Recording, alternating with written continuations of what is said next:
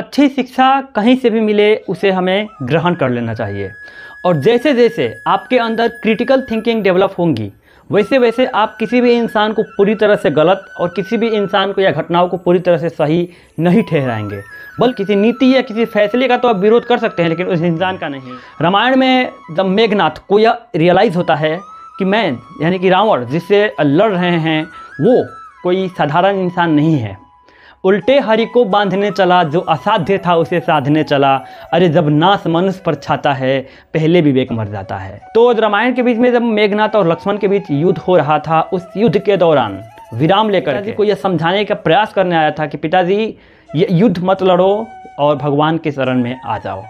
तो देखिए वो किस प्रकार से समझाता है। यहाँ पे एक प्यारा सा गीत है जो हमें बहुत कुछ सीखने को देता है। चलिए उस गीत को शुरू करते हैं। जब पिताजी नहीं मानते हैं तब मेघनाथ समझ जाता है कि अब अंजाम वही होगा और जो होगा वह सही होगा। तो इसलिए वो मेघनाथ अपनी पत्नी से कहता है कि प्रियसी दो अंतिम बार विदा, यह सेवक ऋणी तुम्हारा है, तुम भी जानो मैं भी जानू, यह अंतिम मिलन हमारा है।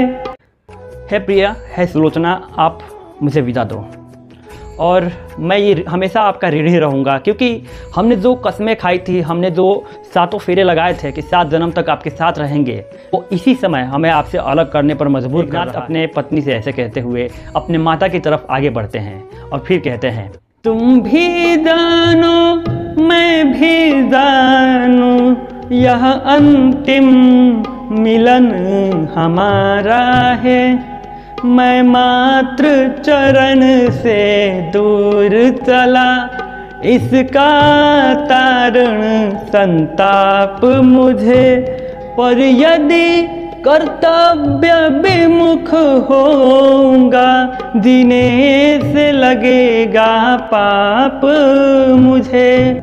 हाँ, मुझे इस बात का बहुत दुख है कि मैं अपने माता के श्री चरणों से दूर जा रहा हूँ। अब हार जीत का प्रश्न नहीं, जो भी होगा अच्छा होगा, मर कर ही सही पित के आगे, बेटे का प्यार सच्चा होगा। हार और जीत की मुझे अब टेंशन नहीं है। भगवान से लड़ने जा रहे हो, अधर्म हो और धर्म से लड़ने जा रहे हो तो हारना तो बिल्कुल निश्चित ही है, लेकिन बस मैं इतना जानता हूँ कि अब हार जीत का प्रश्न नहीं, जो भी होगा अच्छा होगा, मरकर ही सही पिता के आगे, मैं मर ही जाऊँगा चलो कोई बात नहीं, लेकिन कम से कम दुनिया में ये तो कहा जाएगा कि हाँ बेटे पिता के लिए अपना बलिदान कर दिया। इसलिए मेघनाथ ऐसे कहते हैं। और जाते जाते मेघनाथ एक बहुत ही महत्वपूर्ण लाइन बोलते हैं जिसे हम सबको ज़रूर सुनना चाहिए और उसका अनुसरण करना चाहिए। वो कहते हैं कि भावुकता से कर्तव्य बड़ा, कर्तव्य निभे बलिदानों से, दीपक जलने की रीत नहीं, छोड़े डर कर तूफानों से। भावुकता यानी कि इमोशन और कर्तव्य यानी कि ड्यूटी। तो ये जो हमारे इमोशंस हैं जो हमें अपने काम करने से रोकते हैं, लेकिन इस बात को समझना ज़रूरी है कि ये जो भावुकता है उससे भी बड़ा हमारे लिए कर्तव्य है। ये जो इमोशंस हैं ये टेम्पोररी होते हैं, लेकिन ये जो कर्तव्य है इसका इम्पैक्ट होगा वो पूरे लाइफ तक और लाइफ के बाद भी होने वाला है। जैसे भगत सिंह, उनके अंदर अगर इमोशंस आ जाती जब उनको फांसी की सज़ा हो रही थी तो शायद वो माँ के सामने रोने लगते और आंसू उनके आंखों से गिर जाता, लेकिन उनके लिए कर्तव्य बड़ा था और उनका कर्तव्य था अपने देश के लिए जान देना ताकि और भी क्रांतिकारी इस देश के आज़ादी के लिए तैयार हो पाए। उसी प्रकार मेघनाथ कहते हैं कि भावुकता से कर्तव्य बड़ा, कर्तव्य निभे बलिदानों से, और दीपक जलने की रीत नहीं, छोड़े डरकर तूफानों से। दीपक का रीत है जलते रहना, आग लगाओगे जलेगा, तूफान आएगी बुझा देगी, फिर आग लगाओगे फिर जलेगा, फिर तूफान आएगी बुझा देगी, लेकिन जो उसका टेंडेंसी है जलने की वो टेंडेंसी मरते दम तक नहीं छोड़ेगा।